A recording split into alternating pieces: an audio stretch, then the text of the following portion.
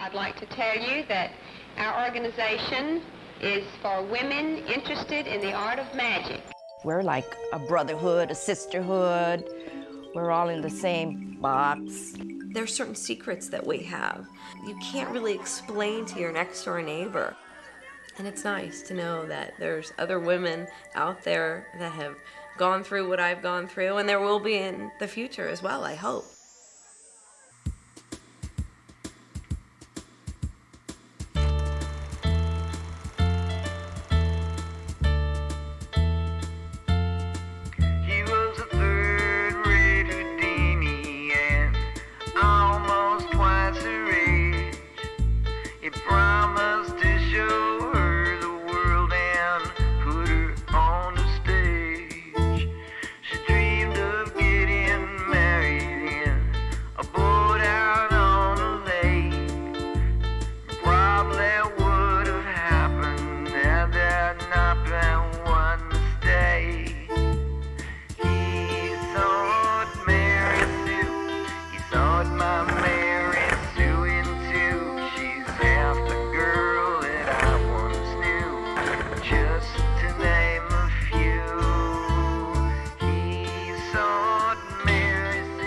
Danger? I'm the person that gets cut in half with a giant buzzsaw. Playing the bimbo really isn't that hard, if you are one. No, you know, I don't think I was put on this earth to be a magician's assistant. That job was putting a rabbit into a square circle. I couldn't get the rabbit to stay where it was supposed to stay. The showgirls were dressed as lobster, pheasant under glass, parfait, different things like that. And I was the tomato. I was in agony, peeing blood, I mean literally. And then a gorilla would be lowered down on top of me. If they only knew that the woman is usually doing 90% of the actual work. The Papuans were a very Stone Age people. They're very superstitious.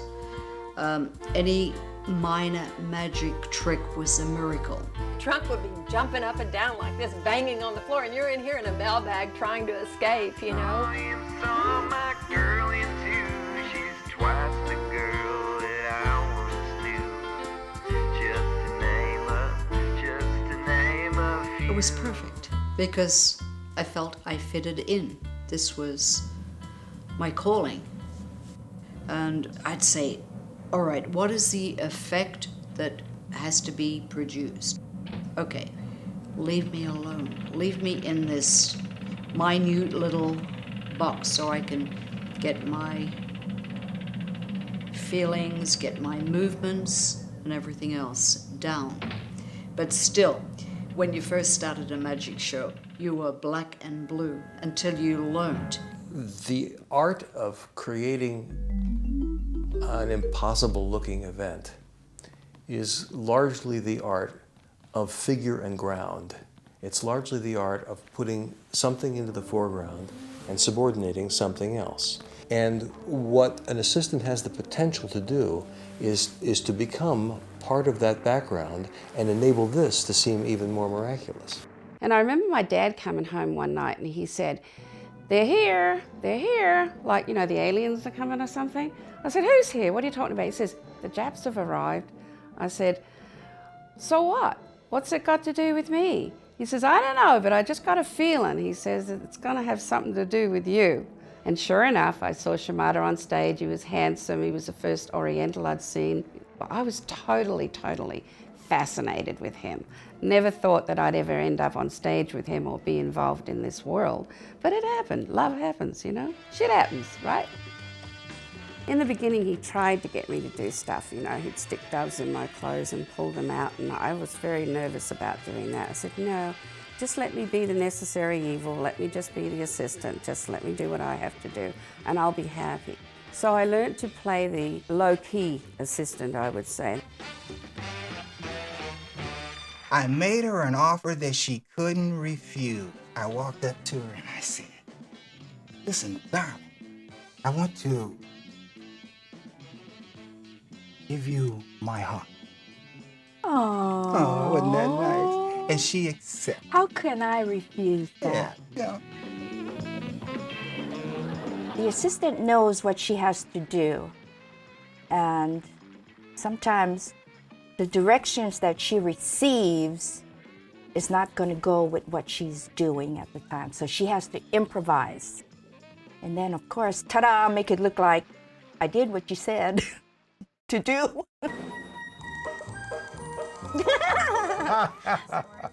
He will. When I he'll proposed insist. to her, I said something like, "How would you like to marry me?" No, Three no, doves. no, no, Oh, no, no, no, no, no. I didn't even know what he was talking about at the time. He said, "How would you like to take care of?" Oh, yeah. 3 rabbits, 5 doves, 2 chickens, a monkey, and me. Well, hi, I'm James, and I have some lovely ladies here. So we're starting with, this is my ex-spouse and my very good friend. This is Luna. This is my current spouse and permanent spouse, I'm hoping. This is Monique. And this is, how the interview goes. and this is my other girl, this is Deco. Yeah. And they all do magic. I was already an assistant before I met James, so it was just sort of a natural for me to step into that. Monique, however, might have a different approach on that. I believe the verbiage was, there's no way in hell that I'm going to do magic. I'll marry you, but I will not do the act. And then there was this situation where he came home and said, oh, they're talking about maybe giving me a 6-month contract in Paris. I said, you're not going to Paris without me? And he goes, you'll have to learn the act. And I'm like,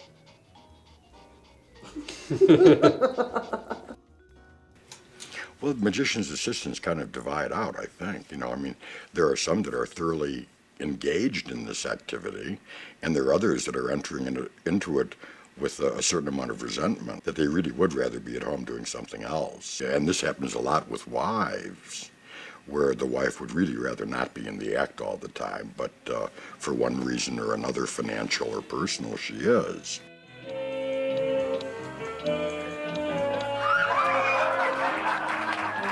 I mean, we couldn't do bar mitzvahs or anything because you pull her dress off and she has We those only things did one. sticking I out. never would do a bar mitzvah. I told you I never want to do bar mitzvahs. So I booked us in a bat mitzvah. Yeah, she says, I didn't know we that. get there and I said, this is a bar mitzvah. She says, no, it's a bat mitzvah. I says, that's the same thing but for a girl. I was only Jewish for 4 years. I didn't know. learn that. That okay, was husband so, number 3. Oh, nice. I Nice. just You thought, wanted to I'm get that. number 4. And when I proposed to you, I said I didn't want to be another number, but I am. Yes, you are, and you're skating Maybe- on way thin ice. My friends, thank you very much. She's using a stacked deck. Sometimes people ask me, now how does a magician's assistant become a magician assistant? And most of the time it is that a boy meets a girl, and I met a gentleman by the name of John Daniel. And it turned out that he was a magician. So of course I was very, very fascinated by that and fell in love with him. Sadly enough, John and I grew apart, and eventually we divorced, but we stayed very good friends. In matter of fact, even while I was divorced, I still assisted him. And we, to this day, he remarried, and a beautiful girl called Kathy, and she's absolutely gorgeous, and I adore her. I went into work early one night, and John was there, and his new illusions for the kitchen number had come in, and he says, Kathy, come here a minute. And I go over there, and it was the stove illusion. And he said, see if you can get in here. So I did, and that is the one that got us together. And in fact, my tomato costume over here brought us together. And after 3 years, then we were married. I started assisting my father at the age of 4, and it was one of those things I just wanted to be a part of the cast, and so they told me I could take out the spot card, but I got bored with that very quickly. Thank you, Stacy. So I wanted to do the big kid stuff, and so I think I started nagging my dad to build an illusion for me. A year later, he built the Jack-in-the-Box illusion. My previous assistant, who I was married to at the time, was pregnant and she wasn't available. So Chuck offered Stacy if Stacy would be willing to do it. So I called Stacy up and she said she would love to do it, and we started working on the Dove Act. I was born and raised on a magic tent show in the South, and my father's traveling magic tent show, and he inherited from his father, who traveled under the name of Willard the Wizard, and their father was a magician in Ireland. My first memory of being on stage, and the way my father always phrased it, was he was going to break us in, because he had a circus background, and the way you break people in the circus, you know, to walk the wire or whatever, is you start real low and then you go higher. And with us, at 5 years old, you know, I'd stand in the dark wings and hold a candle to carry on to my father. And I remember the wax would drip on my hand, and I wondered what it was all about, but I had my little military costume and I walked on. But that was the simplest thing I did. And then he would graduate us up to bigger and bigger illusions and split the illusions up between all of us. Ladies and gentlemen, may I introduce Gay Blackstone. So I went to the first meeting and met Harry, who at that point was sitting in Milt's office in this barbershop chair wearing this plaid suit that was just abominable. However, I looked at this man and thought, he's absolutely gorgeous. And when he talked, the voice was almost hypnotizing. As we were getting ready to leave, I invited the indigenous people to have a farewell party on board the yacht. Tammy got up and says, I have an announcement to make. I'm going with the ship. I like my air-conditioned stateroom. And her mother and father, they were there, and I said, are you going to let her go? And they said, well, we never worry about her as long as she's with you. Well, we went from Singapore to India, from India to Pakistan, and then East Africa and the Persian Gulf. And about a year later, we went back to Singapore for a return engagement. And I told her mother and her father, I said, if you don't keep her now, I'm going to. And I've been stuck with her ever since. Basically, it was love at first sight. We locked eyes while I was up on the lineup board, and if I do say so, I gave a pretty dynamic presentation about what they were going to see inside. You did. And went back to her house. And we had coffee first. We had coffee first. Val's coffee. Yes, I took her back to her house. Details. And her mother suddenly came out and said, a man your age ought to be ashamed of himself. And she says, I should hit you. And she had, with this stick, it wasn't this a stick. This was 1 o'clock in the damn thing morning. was a tree. It was a tree. If she had hit me with it, she would have killed me. Because he was dressed in a big Chesterfield coat and a Homburg hat. And he was only 19. I was trying to put on age and look old, and she said, a man your age should be disgusted with himself.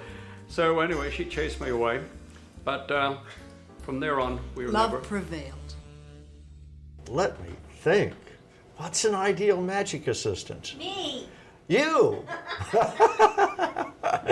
An ideal magic assistant is Jan. When you look for an assistant, you want them to be, beautiful and move well on stage, and all my assistants are trained dancers, and they're all beautiful. But the quality that I'm also looking for is someone that can think on their feet.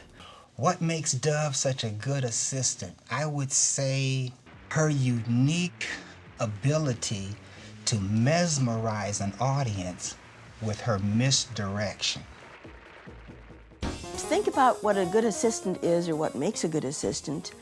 I think that it's very important that she should be in the wings watching him every second in case something goes wrong that he's doing and she's got to get out there with another prop or be able to help him.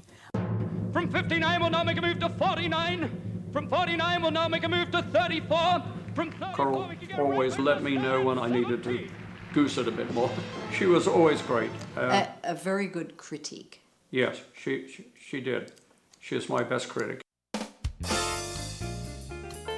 I look pretty standing next to him as well. And then I have to do my work to hand him things and take it off the right time and she does a lot more than that. Jump in and out and prepare she the things. Sees that everyone else does their job right.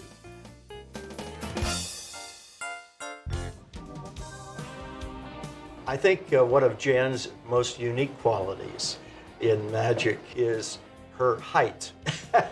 She's quite short, and that has enabled her to perform some magic that other girls couldn't do. Magicians tend to be ugly. And I mean, really, you look at some of these people who put themselves on stage. Now, I'm no exception myself, because I'm no beauty. It helps a lot to have an agreeable looking, healthy looking, attractive looking person on stage. A magician is a magician because he's an actor portraying the part of a magician. And a woman assistant is acting the part of a woman's assistant. She's an actress. I play an arrogant Polish magician who is a bumbler in real life, but is a very fine magician, and she plays kind of an over-the-hill showgirl who's latched onto a bad magic act, in her opinion, you know, and so she's constantly... It's not make-believe. Thank you, dear. We were trained to pay homage to the magician. It was a very gracious kind of assisting that we did, and never distracted from the magician himself. He never liked that. He said, I'm the one out there and all eyes on the center ring. You know, it's like a masterpiece, a beautiful painting, and everything had to be synchronized. That made it easier for him, and everybody knew exactly what they were supposed to do, and you did it. You executed it just like a surgeon would. People would say to me, now, what do you do in the show? And they were normally men who asked that question. And my response would be, I'm the person that gets cut in half with a giant buzzsaw. I do all of the booking of the act, all of the marketing, the business aspect as far as the negotiating with the agents. I'm the person that gets turned into the tiger. I designed my costumes, I designed some of the other costumes. We helped put each other's makeup on, did the hair, we folded the props, we built the props. I'm the one that gets shot out of the cannon. So in the morning of our day off, I'd be doing payroll. And, oh, Harry, he stands there and goes, ta-da! May I introduce the lady responsible for whatever modicum of success that we have been enjoying recently. Ladies and gentlemen, my wife, Gay Blackstone. I don't think we should be too hasty to just say, well, the woman's doing all the really hard work and the man is just showboating. But truly, if the women weren't having a good time, they wouldn't be doing it. You know, they love what they're doing. We're Burton's babes, and we're women in boxes. I don't know how the expression box jumper came to be. Somebody one day said I was a box jumper. Okay, that's fine. I guess, yeah, I jump out of boxes. It's as descriptive as you can get. I was arguing with my dad, and I needed a place to go that I just felt comfortable. I just wanted to cry and be by myself, and I just have that moment alone. And I chose one of my dad's illusions. I've gone to sleep in boxes. I have fallen asleep inside the base of a trick before it was rolled on stage, before I was produced. And all of a sudden, boom, you're being rolled on and you wake up very quickly. I can testify to the boredom of being inside a box or a tank full of water for a very long time. I have indeed, like some of the ladies in this film, I have fallen asleep and caught myself at only the last possible second so that I would know to come out on cue. Being in a box is a very restful thing. Oh, wow. Well, this really brings back memories to be in here. I think about my grandmother who performed it in Bloomers, and my mother who worked it with my father on the tent show, and then when he taught me to do it, I think after my mother died, I was about 13, he taught me to do this, and I remember how frightened I was.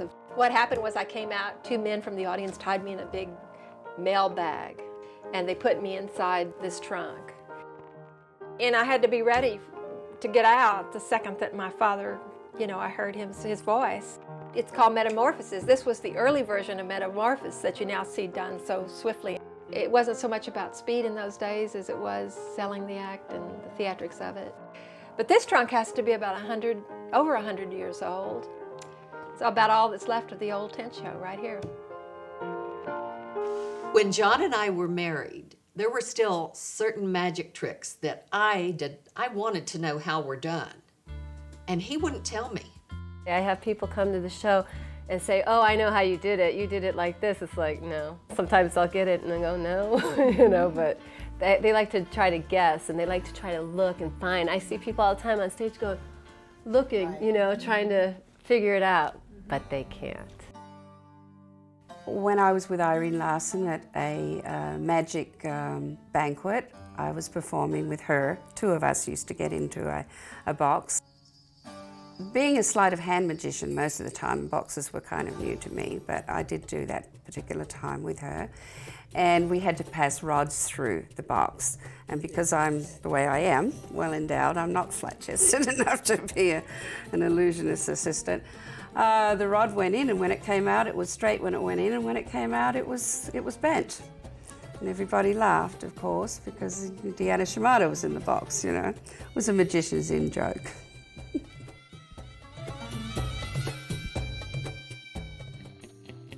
A very famous Hungarian magician did a sawing a lady in half with a very thin box. Only it was about this tall. That's not really, I call thin. And I want a thin box, a little tiny like this. And I had a certain way I wanted to design it. And I raised it off the floor, and I used six-legged table. And I built that illusion with Irene in mind. The difference between the thin sawing in half and the old-fashioned sawing in half is that in the old one, and I can say that now because no one does that any longer, the magician actually used two girls. Now the thin sawing in half, it's only one girl, and that of course was a great sensation. That had never been seen before. So I was the first single woman to be sawed in half, and here I am.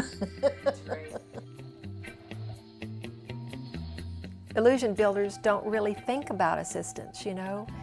The whole idea was if you were a really good magician, the effect was what counted, not whether the assistant was any discomfort.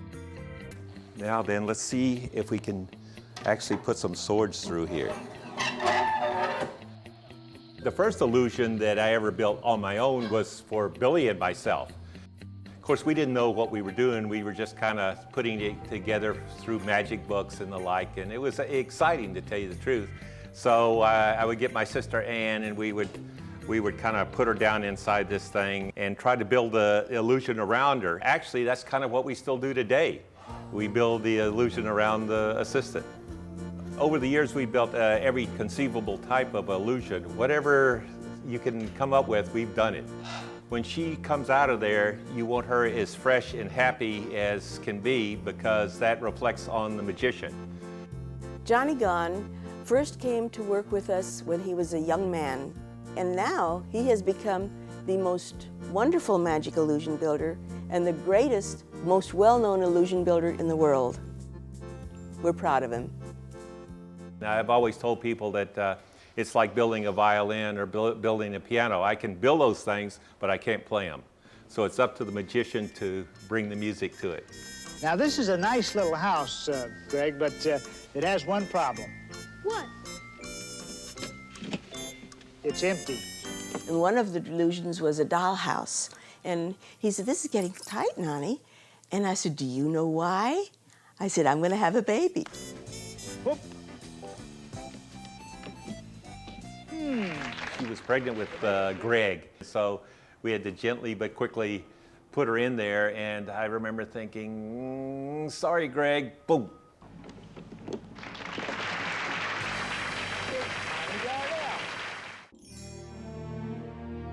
My mother passed away when I was 12, and so for a while, you know, we didn't think my dad would go back on the road, and then he did, and I went with him, and my sister also for a time.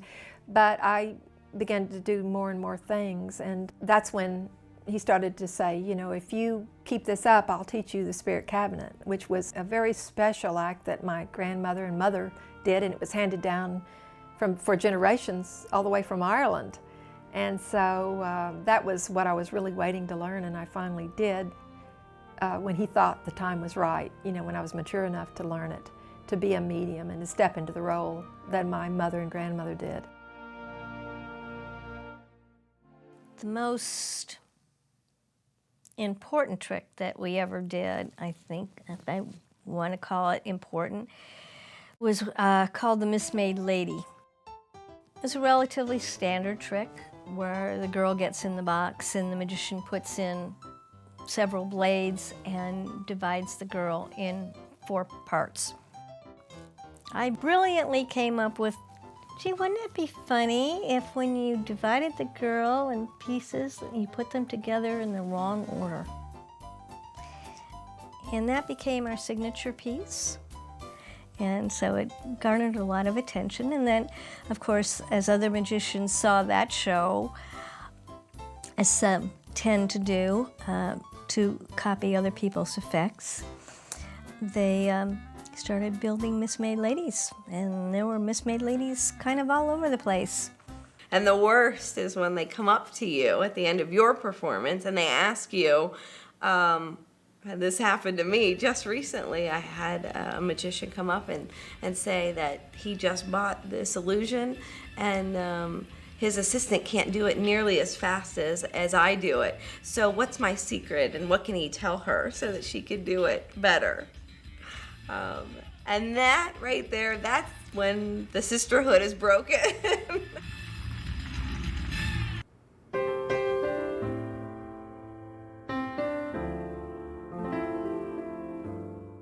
I've seen them all. I've seen Blackstone, I've seen most all of them, but I've never seen, never, the caliber of magic that the likes of my father and his era. The way magicians' assistants were back then in the era gone by, there was so much more time that they took with being elegant and being glamorous, and their gowns fit that era. The elegance of it is kind of lost sometimes. That's what's missing today. They don't seem to add that element of sophistication as an assistant. Magicians' assistants should have a certain form of schooling, because it irritates me when I see assistants get out of boxes with their legs spread. They're not a man, they're a woman, and their legs should be together. So I particularly would work on ways to get in and out of a box or whatever so that it looked right. Of course, times have really changed. In the olden days, I hate to say that, but it's true, the assistant would make the magician look really great. You know, she'd be more in the background, and she'd be there when he needed her and hand the prop. And we were actually assisting the magician.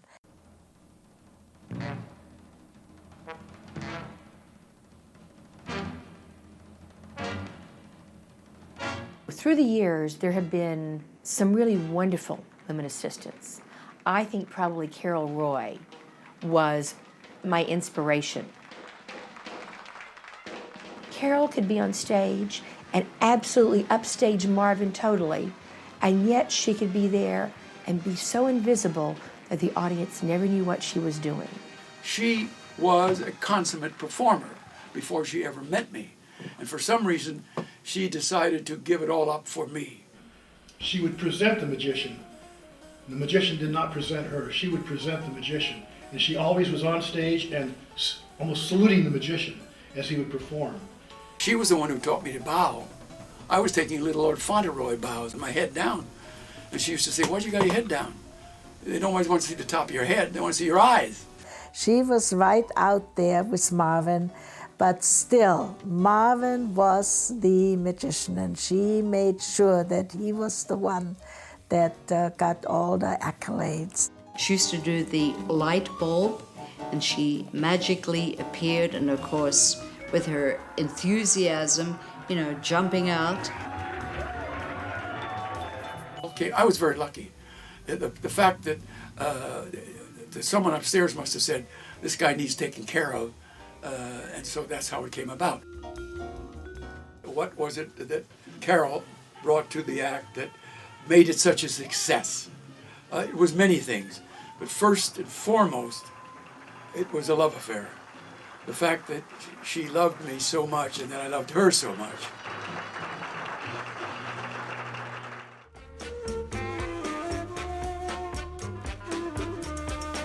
I think Deanna Shimada might be one of the great assistants of the 20th century, frankly.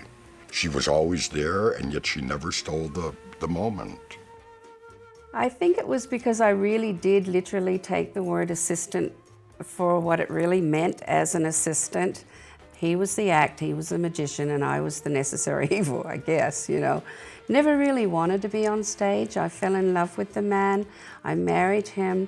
It wasn't like I woke up one morning and said, oh, I'm going to be a magic assistant. I just had to fall into that role.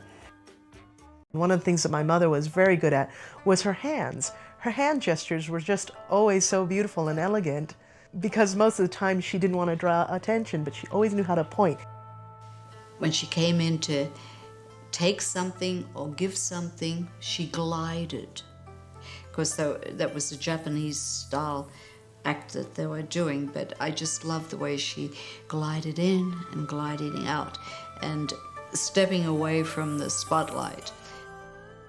It was always his act, and she was the classical kind of assistant, which wasn't a part, I mean, was a partner on one level, but in terms of the show, it wasn't, it was a subdued partnership at best. I mean, he couldn't have done the show without her, but she was never in the spotlight. Moyo Miller is probably the premier living magician's assistant. She was the most gorgeous creature. She was like Australian's Vivian Leigh. We all admired Moyo Miller.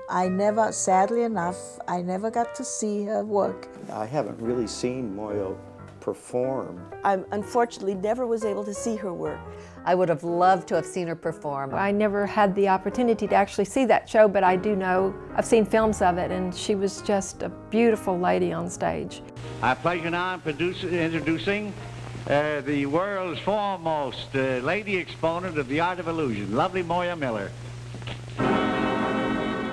I first saw Dante in a show called Foolies of 49 at the Studebaker Theater in Chicago. And I fell in love with Moyo Miller, who was the assistant. She was just absolutely stunning looking, and she was my first pinup girl. Now, I didn't get to meet her until 1988, and I hugged her and whispered in her ears. I said, you know, Moyo, you were my first pinup. You whispered in her? Yes. Oh, John, you're lucky she didn't club you. Oh, it was worse what I said after that, so I won't repeat it. What did you say? Well, I said, you were my first pinup girl, and I still have that Dante promotion book. But you can't open the center fold. No, you can't. Miss Miller, do I understand that you release myself and the sponsors of UI Sports from any responsibility whatsoever in the event of an accident? I do. Then gaze into this crystal ball and think of sleep. And relax. Do you know, the other day I was wondering how many times I had been sawed in half. I came up with 11,800 times. I think that must be her record. And some woman came up, she had seen the show and she wanted to see if I had a scar around my waist where I got sawed in half. Very personal question, but anyhow, I said, no, I'm sorry, you may not see it.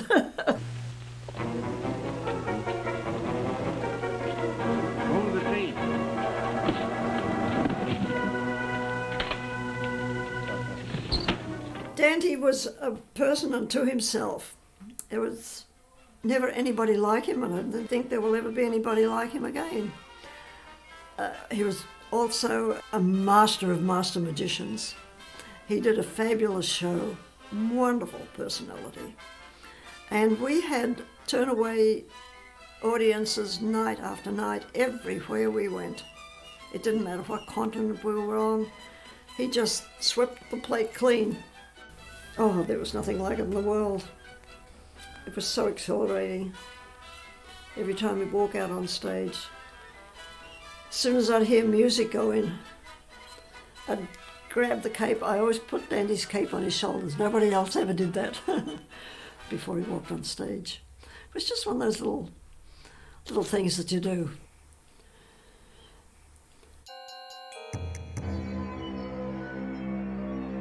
We have a kind of a saying that when you've drawn blood, you're an official Burton's babe. Exactly.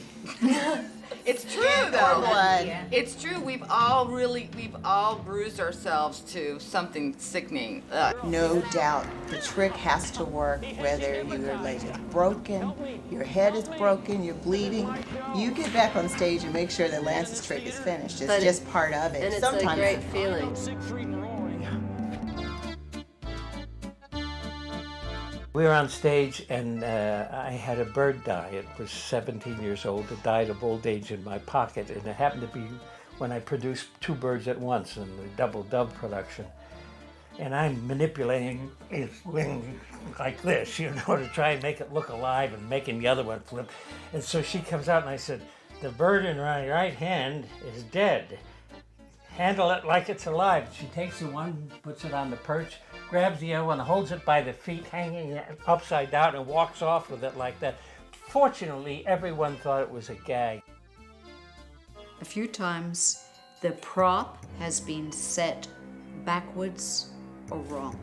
Yes, I have scars at the back of my neck where swords are coming in, and I'm trying to grab, sharp swords, and pulling them. Pushing back. Yes, you can get hurt. Yeah, being a magic assistant's not the safest job on earth. I don't think there's a girl alive that doesn't have some kind of scars on her legs or arms or heaven only knows what. Oh my gosh, you are bruised from head to toe. Bruises, black and blue. Bruised, every inch of my legs, sitting down on things, and my arms, bruises everywhere. Injuries, I put out of my mind. You do a show, you've got another show to do the next day. So I don't remember now what injuries there were, and I'm sure there were some, but why bother remembering it? It's you gotta go on. John, sometimes he twists, spins the drum fast. And I wasn't hanging on inside. And it turned around so fast that I fell out and my hair was all up. It just spilled all over. And I just stood up and took a bow. I felt so embarrassed, but the show must go on. I don't know why.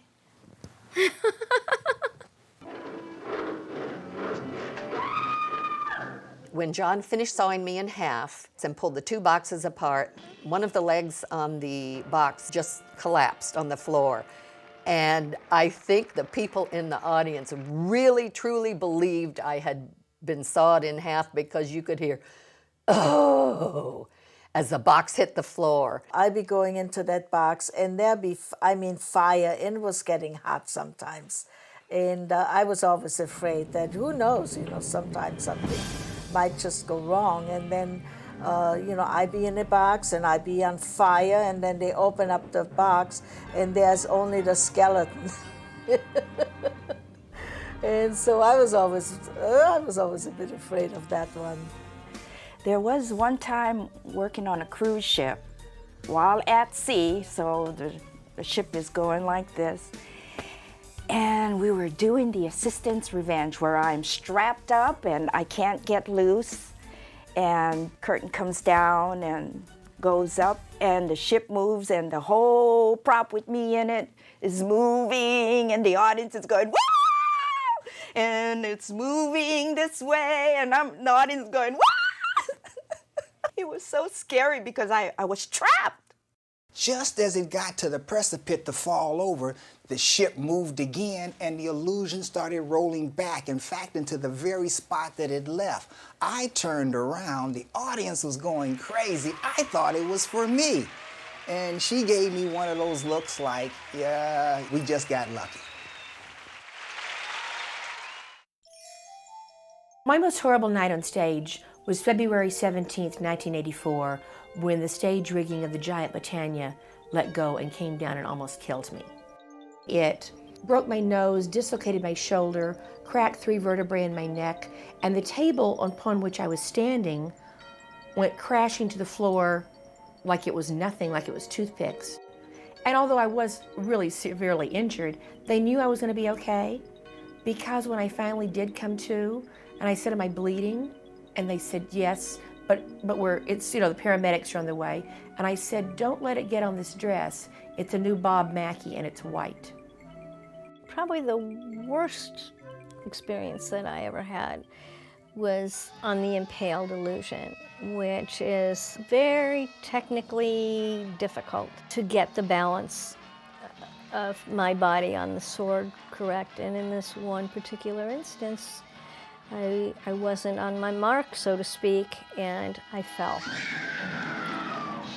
And I'd always envisioned that if I were to fall on that, I'd probably break my back. Thank God I didn't. I kind of rolled off of it and landed on my hip.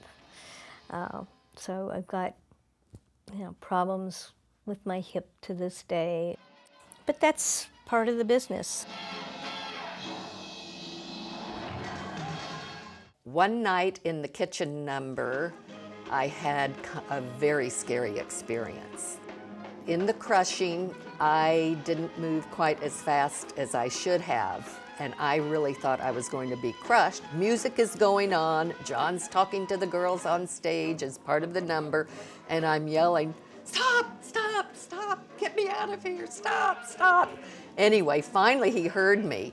So he knew what to do at that point, and we progressed and finished the illusion, and everything was fine. That was a scary moment. That was probably my scariest in a magic trick. I came out in a military costume. It's a very serious thing. My father would say, "You strap me to this cannon," and he would say, "Are you about ready?" And I'd have to salute him like that, and this boom, this smoke and everything. So it was a very dramatic, powerful moment, and it was the conclusion of a great show. But because I was frightened, my mother got under the stage, and she was trying to coax me not to be afraid. I knew that if she was there, I could go through with it.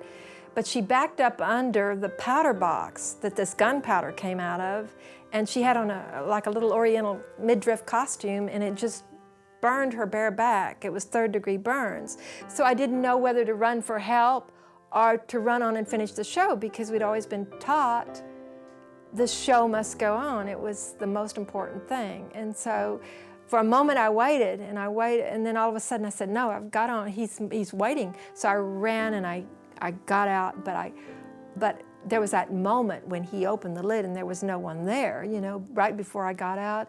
And so everybody's wondering where I am, I'm sure, but he says to himself under his breath, "Jesus, you're trying to ruin my act." And so that really was a crushing blow. I ran off, and I ran in the house car, and I covered up my head. I didn't want to see anybody, and I knew my mother was injured, my father was upset. But then when he found out, of course, she was taken to the hospital, that he was sorry that he reacted like that, I'm sure. But yeah, it's a great moment to remember. Not that my mother got hurt, but realizing that my dad, too, could make mistakes, and still we got through it. But the show must go on, right? The show must go on, even though I've said to myself, why? Why must it go on? But it really has to. It really has to go on. You got a little emotional telling us about it. Well, it was a family thing with us, It was our time on the porch swing, sort of, even my mother being suspended in the air when she was pregnant and expecting a baby. My father used to say, "Bring flowers from your garden, you put them here." It's never sadness that makes me cry, it's always joy. And it is joyful to remember being a part of that show. I had 4 children, 1, 2, 3, 4. It was kind of hard, but it wasn't. We adapted. I said to the kids, when they're babies, you'll adapt to us, because this is our life. Was it hard raising children and being on the road? Yes. Now, we were not the Partridge Family, but summers and holidays, Everyone traveled. Everybody traveled. It was the menagerie. It's one thing to have elephants and tigers and camels and rabbits, all of which we had with us, but you still have children. We arrived in Mexico with a 1-year-old baby and $500 in our pocket. No gig, no work, no nothing. Just a 21-year-old and a 23-year-old that were just all ready to take on the world. I mean, I must have been crazy. But you do that sort of thing when you're young. What was the hardest thing to do as far as trying to balance raising a family and going off and doing shows was trying to have some semblance of normality in my child's life. I didn't feel that it was a good idea to be schlepping her all over the country. I stayed with babysitters a lot and missed a lot of those special bonding moments with my parents. You know, they should have been there to see me, you know, go to my first prom and stuff like that. You do miss things. You're entertaining other people's parties and missing your own kids' parties sometimes. Yeah, there was a loneliness there, but I think that because I had accepted that that was my life, I found ways to make my life more interesting by meeting people and having these encounters with strangers all the time. They always wondered why this little kid was wandering around with no parents, you know. Mother decided she wanted to keep us with her as much as she could. She would check us into school on Monday and just explain to the principal that we would be there for a week or two, however long the show was in town.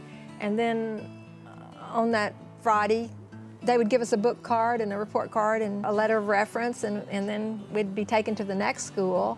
And I always dreaded, you know, going to a new school. You walk in and everybody is staring at you, especially in those little towns. But as soon as these young people saw the show, the next day, you know, there would be big crowds around us at school. We were big heroes, you know, so it was fun. It had its upside. But no, I would not want to raise a family or go out on the tent again. We were traveling the summer when Greg was little. We gave him his choice. Do you want to go visit Tita, your grandmother, or do you want to travel with us and do fair shows? And he said, well, don't you want me on stage? I remember telling Marvin Roy that my wife was pregnant and have a baby.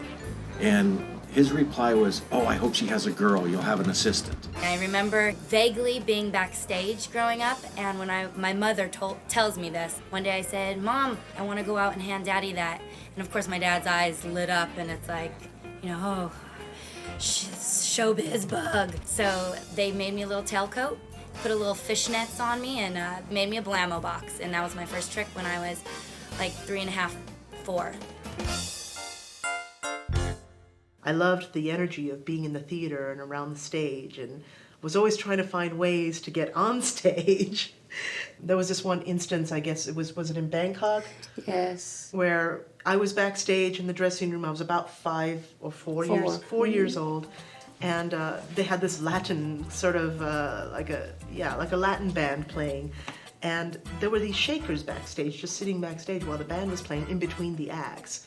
And nobody was around. My parents, I guess, were in the dressing room getting ready or something, so I picked up the maracas, and I went out on stage shaking these maracas.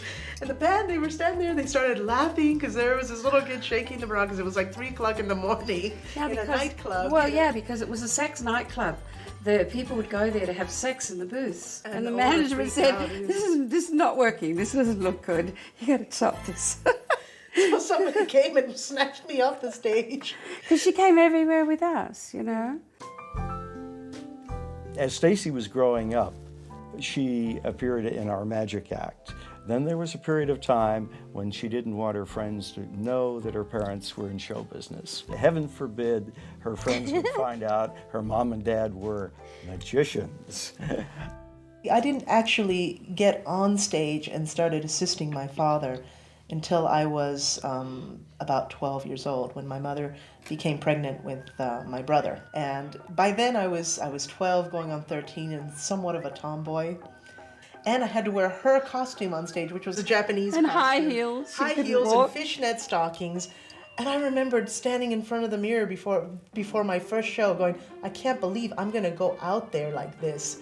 And I peeked through the curtain, and it was almost all men in the audience. She's 13. You wanted to look like she was 20. Yeah, because they didn't want anybody to know how young I was, so they made me look as old as possible. And I remember going out there, and I was just so nervous. And you were just wonderful, darling.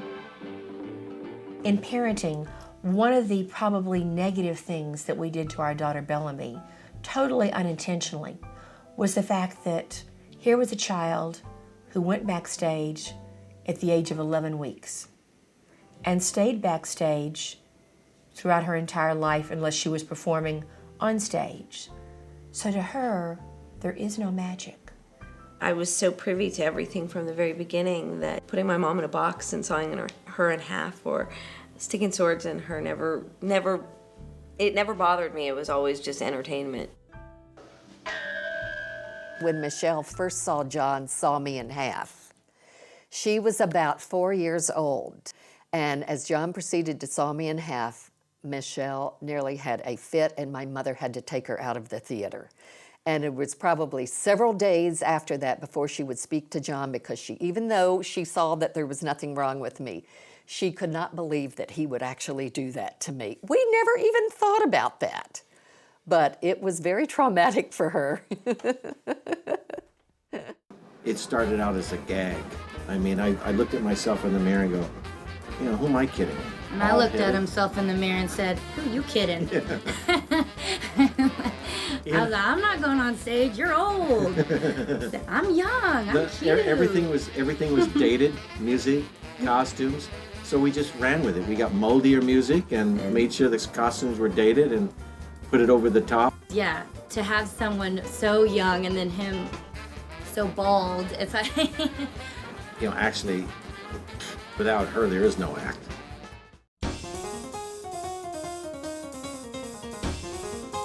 I feel in anything, there is only one pinnacle, one star. You have to have a boss. You have to have focal point. It's either you're the magician or they're the magician. And rarely in any duo is it equal. Sonny and Cher, they weren't equal. So it never bothered me what I was called, because I knew what I was, and so did the audience. And there she is, as good as new, ladies and gentlemen. And now, Goldfinger and Dove. Does the assistant get enough recognition? Well, let's see. You approach where we're working and you look at the marquee and it says Goldfinger and Dove. Now, if that ain't enough recognition right there, I mean, God, how much she need? There's times when I am highly offended when a male magician will come up in the meet and greet line or see us after a show and only looks my male partner in the eye and speaks to him and shakes his hand and says, what a good job, what a great show. And I feel that I'm an equal partner and I show that on stage, and that's insulting. It really is. Well, I think the days of taking a girl in leotards and shoving them in a box is done with. For me, I kind of not interested in that. I think we live in a day and age where women have, obviously more powerful roles and responsibilities, or as powerful. And I think that it's time to get rid of the boxes and bring the women on the stage and have them garner the credit that the magician throughout the course of history has gotten. Because, there's been a lot of great acts, but a lot of times the assistants are doing the work. And the magician just sits there and puts out his hands and gets the applause. And I think for me, it's not popular culture and it's not provocative. I think we have to get women out of the boxes, out of doing things to them. That's why I cut myself in half. I do things to myself because I think it's kind of hokey, to be perfectly honest with you. I think, it's time for a change. Who would have thought it would all change? When I was a kid, at a magic convention, there were no little girls. And now one of the great changes that you see when you go to these international magic conventions is young girls, 10 years old, 11 years old, who have magic acts. I'm a magician, and I want to be the one making the magic happen and in control, more or less. I mean, occasionally, if you're doing a show with someone else and they need someone, to jump in a box, I think that might be okay. But to just do that, I want to be the one where they look at that and think, okay, that's the magician, and that's the one making the magic happen and everything. I can see why a young contemporary woman would reject the role of an assistant for the same reason that a young contemporary woman would not aspire to be a maid, because an assistant is a servant role. Now, a servant role is perfectly legitimate. I don't think I was put on this earth to be a magician's assistant. I wanted to learn magic, but my father never wanted to really teach me or tutor me in magic because he said that I was a girl and girls didn't have the mentality to be magicians. When I started working as a solo, I cut my hair really short, I wore pants, I disguised myself for the first 30 seconds as a man so they didn't know it was actually a woman on stage, and I came out with a very strong, almost androgynous character. And it wasn't too commercial and it didn't get received too well, in the political arenas because they hadn't not seen this before, this archetype in the commercial setting. Woman magician is an oxymoron because magician is a male role. And in history, the women were always the high priestesses and the keepers of the wisdom or the oracles. Well, the first thing I think you need to understand is that magic books are written for right-handed men. So if you're a left-handed woman, you have a lot of adjusting to do. Women bring great things to magic, they bring the softness, the kindness, the non-analytical. I would hope that as women move into magic, magic gets better. Because one of the big problems with magic is that everybody regards it as dorky, and that's partly because it's a boys' club. Magic will always be perceived. It's just the way it is because of Merlin, because of warlocks, because of the typical magician, the top hat and tails, and the great magicians. It's always going to be a man's game. Magic, in its purest form, is sexist. It always has been. It always will be. That's part of its charm. There's an element that's simply about sex. And there's also an element of domination. And these are, for many people in a highly industrial society, appealing images. Now that might be pathetic, but that's the fact of it. I think one of the reasons why women are subjugated into these stereotypes is because, well, first of all, if you go back to a few centuries, magic for the most part was really about control and domination. Domination over anything that was either beautiful or appeared to be fragile, weaker, whatever. Women fit that stereotype in the sense that because it was a very patriarchal society, it was, the whole subliminal idea of taking something that was beautiful and fragile and subjugating it by control or possession. I think to a certain degree, women have been exploited and objectified in magic. It's much more horrific to watch a woman get cut in half than a man get cut in half because it's much more tragic and much more shocking to have an innocent woman dismembered. Why do people watch these spectacles of shock and gore?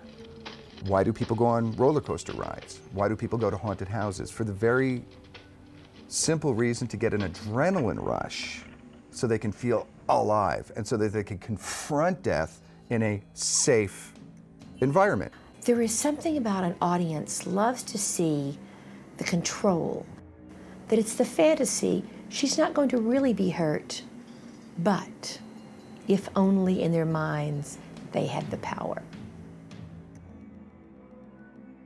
Strangely enough, a magician can take an assistant and stab her and torture her and put her on the gallows and put 100 swords through her. And for some reason, people just don't seem to mind. I think it's something the audience would like to see, something the audience does like to see, to have a girl mutilated. I hate to say it. The sewing in half illusion has a strange history. One of the strangest most sensationalized versions was the Ricciardi version. I was in New York, living in New York, the time he was doing it, and he'd get a lot of women's groups demonstrating in front of the theater. You know, and box office went through the roof. It was the shock magic of its time. Blood splattered everywhere, and his daughter, Rena, would be the one that the audience would parade by at the end. And the audience could line up to a funeral dirge and walk and look right into the horrific mess of the blood and splatter. Now you're looking at the ultimate implications of sawing a lady in half. You're not looking at this whimsical idea of sawing a lady in half. You're looking at what it would be really like if somebody really cut a groove in his own daughter. But just in case that isn't powerful enough, two assistants then lift the apparently deceased body of this poor grooved woman upright over the area that's been sawn, and there's this hideous menstrual type blood stain, and she's there dead as a doornail, and she's being held upright as a corpse, and the curtain comes down. So he's taken it from whimsical to horrific to truly artful and magical and ironic, and then back to horror. It takes into account all of the previous sawing the ladies in half that you've ever seen, and just instead of taking it forward and back, it takes it forward and stops. And the fact that it stops is shocking in the extreme. I mean, it's a real masterpiece, and it's a huge comment on the frivolity with which women are typically cut in half.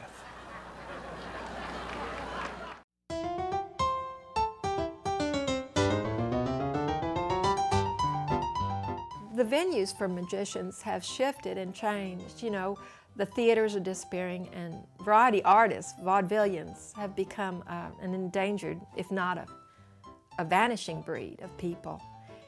The era of the grand old shows is really no more unless someone can think of a way to bring them back. You have to be very adaptable to be a performer today. We went broke, we starved, got into debt, worked ourselves out of it, went to town halls, little theaters, anywhere that, you know, we'll do a show. And if you like us, give us some money, because you can't survive without money. We were stuck in England for 3 months. It was so bad that one of our friends came from France and stayed with us, and my husband was a chain smoker, that when they left an ashtray full of cigarette butts. And I took all the tobacco, what was left, and got a packet of papers, and we rolled his own cigarettes. It was a bad time. I had to hock my engagement ring and my wedding ring and my 50 peso coin from Mexico. Went to the hock shop just to get enough money to get the heck out of there.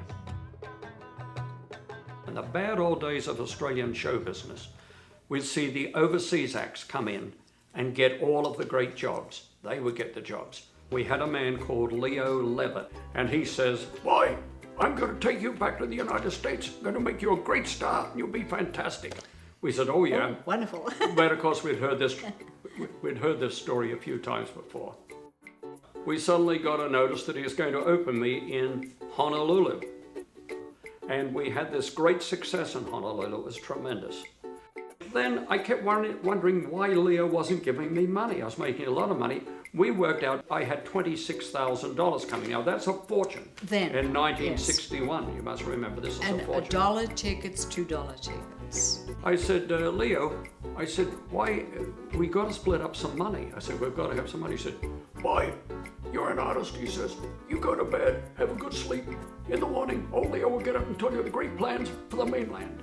He took off on a midnight flight. We're stranded. We're stranded. We were there while the blindfold was applied in readiness for an experiment in eyeless vision. Yeah, the time when we were in Borneo and he sunk in a speedboat. He was on the way from the shipyard to do the show in a town. We were all waiting for him to come back, you know, and he never turned up. I was swept out to sea. Swimming out at sea for 15 hours and 45 minutes. And a shark circled around me. And I'd heard that sharks were afraid of dolphins, of porpoises. So I barked like a porpoise, and the shark left. So bear that in mind. If you're at sea for 15 hours and 45 minutes, learn to bark like a porpoise. How can he see without the use of his eyes? We don't know. But you're seeing it just as it happened. So then there were storms that tore the tent to shreds in Louisiana, and I can still remember that during the show. You know, the whole canvas, all of it came down and ripped the whole thing, and you would look out and there would be lightning and people fighting to get all the equipment inside. But I think the thing that I hated the most was when there was a very, very small crowd in the 50s when Magic went underground. I'd say, Daddy, there's only 17 people in the audience, and he'd say, well, you need the rehearsal. We're going to go through it like a dose of salt. And he said, you'll be glad later. Or if you felt bad, you had the flu or something and you just felt lousy, and you'd go through it amazingly, you were over it by the time the show was over. And I learned that lesson, that there's definitely something about mind over matter. The worst job we ever had was working the Whiskey A Go-Go. It was her very first job. The agent called me up and I said, I don't want to work this. She said, it's a Crazy Horse show. I said, you mean where the girls are going to be naked? Well, they'll be wearing merkins. And I went, oh. You can't say that on television. Well, yes, I can. A merkin is a merkin. It's a toupee for parts of your body that normally doesn't have a toupee. Oh. Okay. Anyway, I said, I'm not going to go work in a place where they think the girls are naked, even if they are wearing merkins. And I think, well, call the owner. I call the owner, and he says, oh, no, they're not going to be wearing merkins. They're going to be completely nude. I went, that's even worse. We went to an agent in London, and the agent was very blunt and very cruel and said, we have wonderful Western-looking men that wear tails that produce doves here in England. Mr. Shimada, you're Japanese. You walk pigeon-toed like a geisha. We don't care for your style at all. We want to see you do Oriental stuff like fans and parasols and lanterns. And I said, she's crazy, you know. But then I listened and I went to a costume shop and bought some karate stuff, and then went and bought some brocade. I made all my own costumes. I couldn't afford to have them made. And we put a little Japanese act together. And then 3 years later, we went back and we performed at the London Palladium with the Oriental Act, which was the best thing that ever happened to us. Thank you, English people. Thank you. The highs that you get from the audience, you forget all the lows. And to me, that's what it's all about. Sure. Yeah, and when Carl and I took our bow together at the end of the show, it was always great. We squeezed each other's hand. Yeah, well, that was the happiest time of our life. I mean, we were so in love, it was amazing. And we're still in love, but I mean, you know. Good, I'm glad to hear that. Oh, of course. But I mean, we were madly in love with it, so everybody was against us. Magic teams are married couples because they signed the paper and they got the ring, they went through the ceremony, and they got hooked up. If you are lucky, you might be able to find someone not to live with, but someone you can't live without. We've been together almost 80 years. Yeah. Day and night and night and day and every night. If you can survive in a relationship 24/7, see, most people don't. Someone goes to work, someone's looking after a kid different. You only get to spend, the average person only gets not even 5 hours with their significant other. And so it takes them 30 years to find out, you know, I don't really like the way they turn the toilet paper on the roll like that. But when you're with somebody 24/7, you found that out the first day. There's no, hi honey, what'd you do at work today kind of conversation. You know everything. How many people can really see themselves, hey, I'm going to stand on stage for 9 minutes with this guy for the rest of my life, for 5 years, this and that, and I'm going to look pretty, and that's all I'm going to do, and we're going to get paid for it and travel the world. And people won't know my name, and they won't know the contribution I'm making to the act, because I'm just supposed to be pretty. And they don't think I'm doing anything but looking pretty. Spoken from the girl who says, oh no, I don't want to take a bow. No, I don't. When you're having those bad moments and the relationship isn't at one of its high points, and you're arguing or frustrated with one another, there's moments, like right now, probably There's a lot of, that are more trying on the relationship, on the personal end. Michael and I have been together for 14 years as a magic team and as a couple, and recently we've decided to just maintain our business relationship, and that was really difficult, especially because we're in a show that's 7 days a week. The work comes home with you at night, and you've had a bad show or something's gone wrong. It's not like you leave the office at 5 o'clock and you go home to a totally different situation. You take the argument sometimes to bed. I don't think we ever got into an argument before a performance or anything. We never get into an argument. And I would never think of blowing a trick. Never, ever, ever. That never entered my mind. Never. Maybe afterwards we had a dispute. Well, that's a personal thing. But when you're on stage, and I was always taught you don't bring your personal feelings to the stage.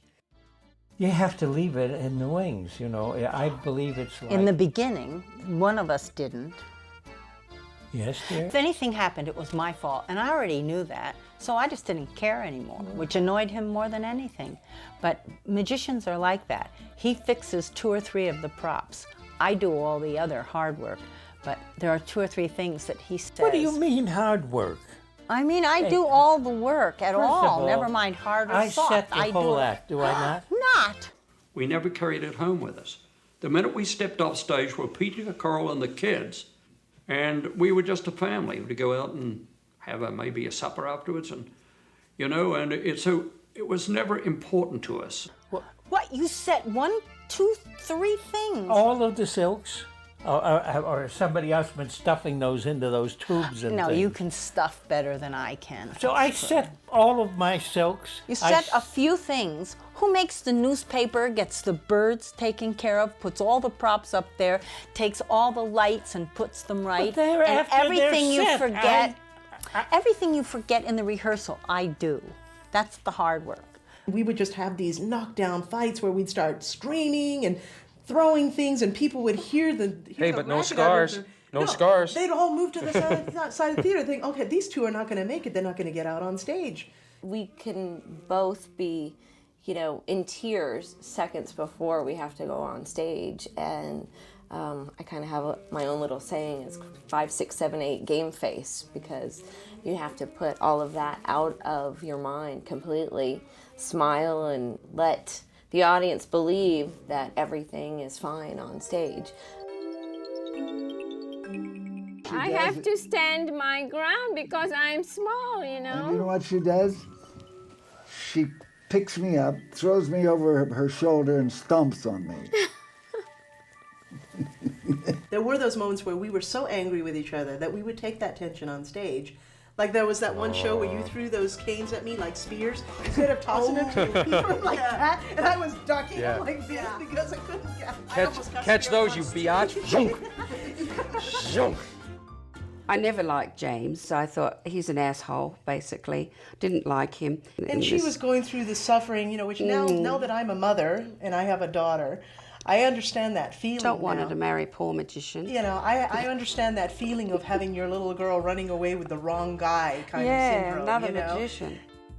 So I find it very interesting that the only thing I have to offer, my best attribute, is my sex appeal on stage. It has nothing to do with my size or my knowledge of magic. I'm thinking, you could have got any bimbo to do that. Okay, can I elaborate on Hello? Am I wrong?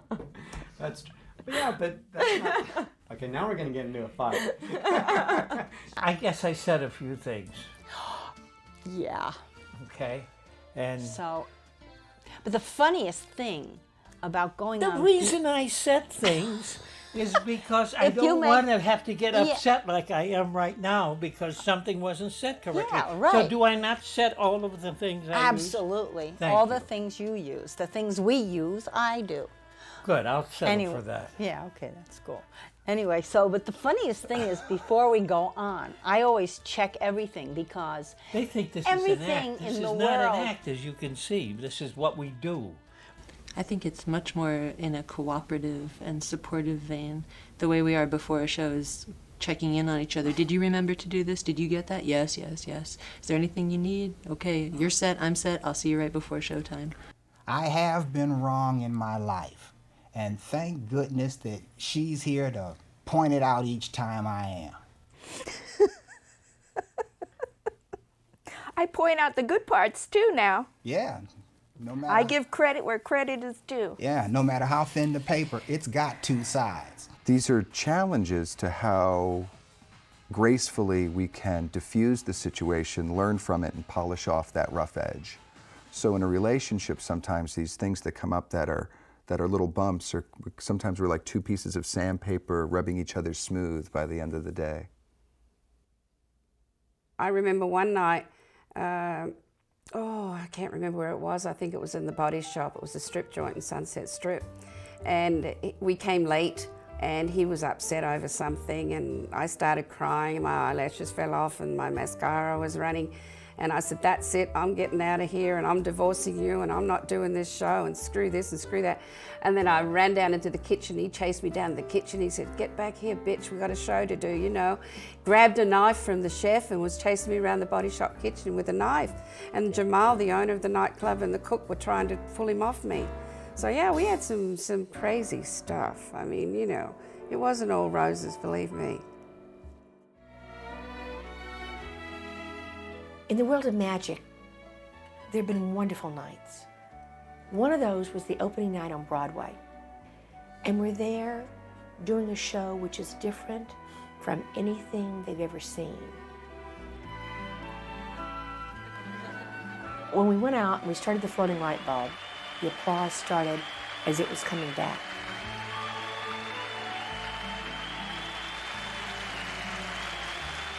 Harry took it, put it back into the light socket to the bulb I was holding.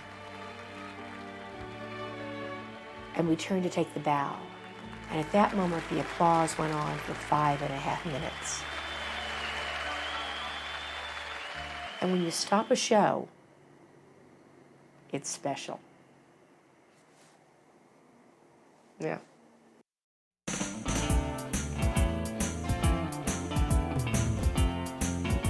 Do I believe in magic?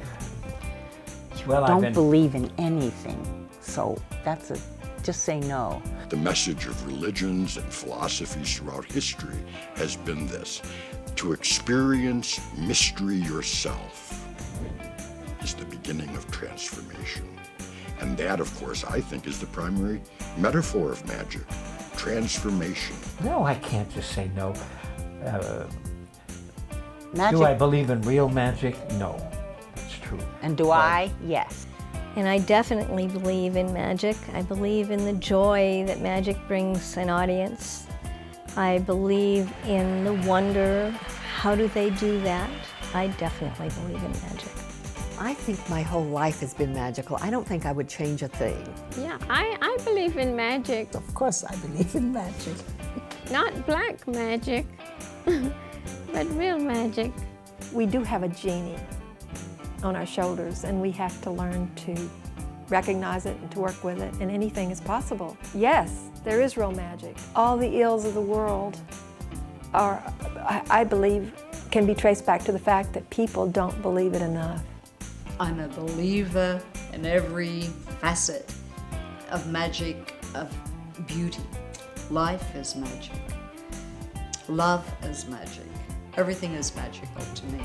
Magic is still, I think, our life source and our life force, because I believe that magic leads us to love, and then love leads us to God, and God leads us to peace, and that's what I think we're all here to find, the peace, to learn our lessons in life and to come out of it victorious, because that's what I feel. I'm some kind of spiritual warrior.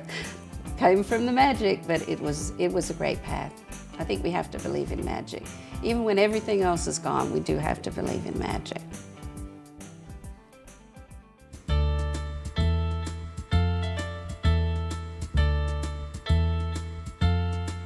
He was a third-rate Houdini and almost twice her age. He promised to show her the world and put her on the stage. She dreamed of getting married in a boy